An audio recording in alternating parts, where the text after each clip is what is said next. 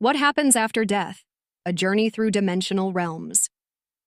Crossing the threshold, the soul's passage beyond the body. The departure point, the final breath is not the end. When the body exhales its final breath, the world assumes the life is over. But in Vedic science, Tibetan Buddhism, and modern consciousness research, this moment is not a conclusion.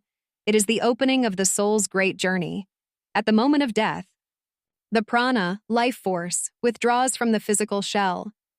The 5 elements, earth, water, fire, air, and ether, dissolve in sequence. The subtle body, sukshma sharira, begins to rise. A life review mechanism is triggered. Portals to multiple dimensions become accessible.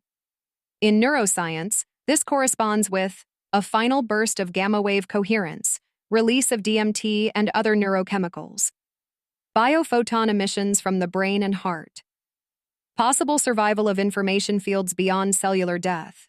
In spiritual science, this is the moment where consciousness exits the dense body and enters the etheric corridor, a liminal space between dimensions.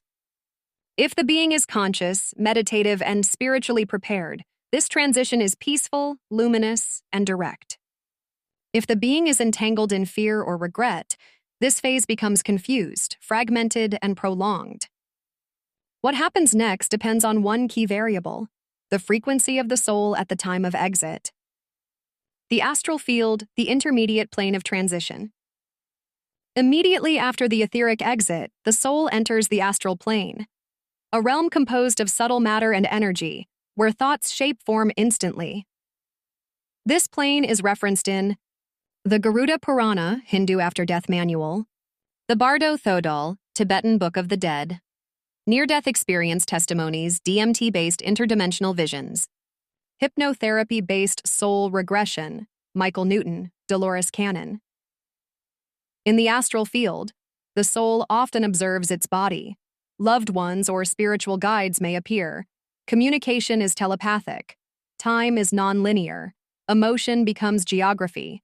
Fear manifests shadows. Peace manifests light.